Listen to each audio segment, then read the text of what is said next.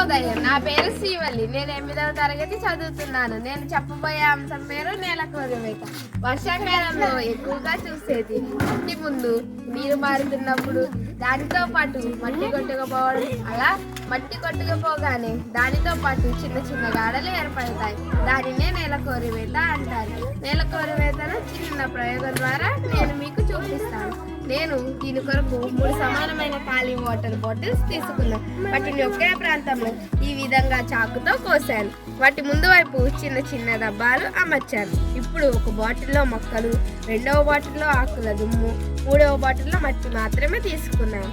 మట్టి ఉన్న బాటిల్లో నీరు పోస్తాను. ఏం జరుగుతుందో గమనించండి.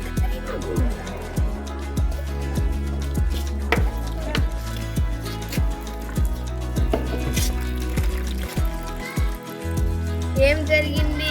మట్టి నీటి వెంట కొట్టుకొచ్చి డబ్బాలో పడింది. ఇప్పుడు ఆకులు ఉన్న 2వ బాటిల్లో నీరు పోస్తాను. ఏం జరుగుతుందో గమనించండి.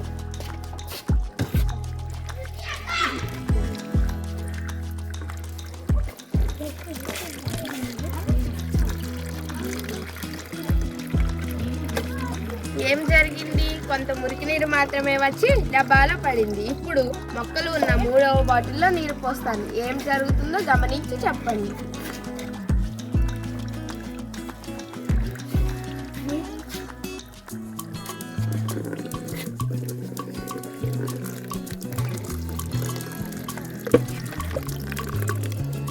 ఏం జరిగింది? ఎక్కువ మట్టి దుమ్ము లేకుండా స్వచ్ఛమైన నీరు మాత్రమే వచ్చి డబ్బాలో పడింది. దీన్ని బట్టి ఏం గ్రహించవచ్చు?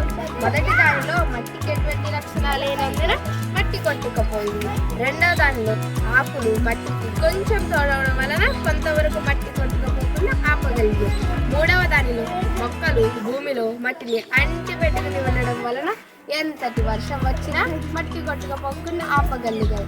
అంటే మొక్కలు చెట్ల వల్ల మనం నేలకోరివేతను అరికట్టే అవకాశం ఉంది. అందుకే అందరూ మొక్కలు నాటాలని ఈ చిన్న ప్రయోగం ద్వారా నేను మీకు చెప్పదలుచుకున్నాను. ధన్యవాదాలు.